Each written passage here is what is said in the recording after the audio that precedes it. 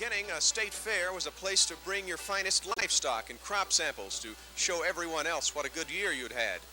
After 107 Nebraska State Fairs, you know things really haven't changed. At this 108th State Fair, people are here showing their finest livestock and crop samples.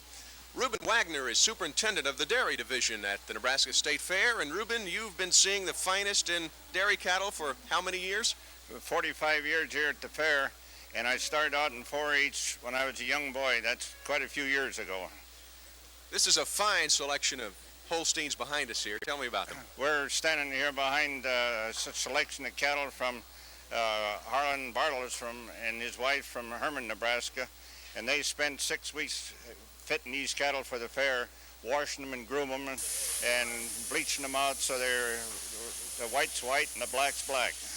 I would imagine most people who come to the state fair and who look at these Holsteins, all of the dairy exhibits, the livestock exhibits, have no idea of the amount of work that goes into getting them ready for the fair. It takes hours and hours of getting them ready for the fair because you have to keep the flies off of them and you have to be patient with them and get them so they respond to your reactions, so when show day comes that they take them in the ring and that the cow knows what you want them to do. That's the big secret of the thing, to get the cow trained. You can train her just like you can train a dog or anything.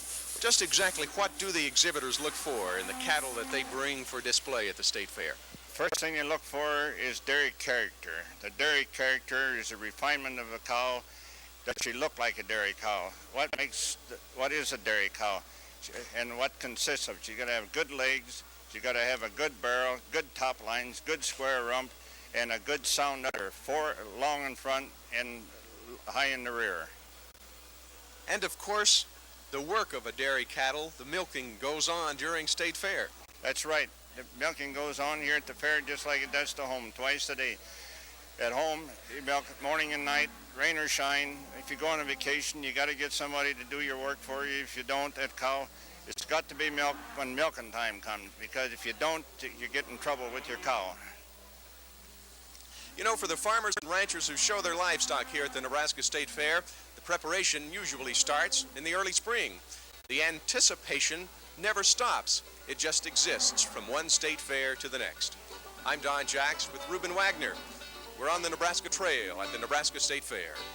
The Nebraska Trail, presented for a better understanding of Nebraska by the Nebraska Public Power District.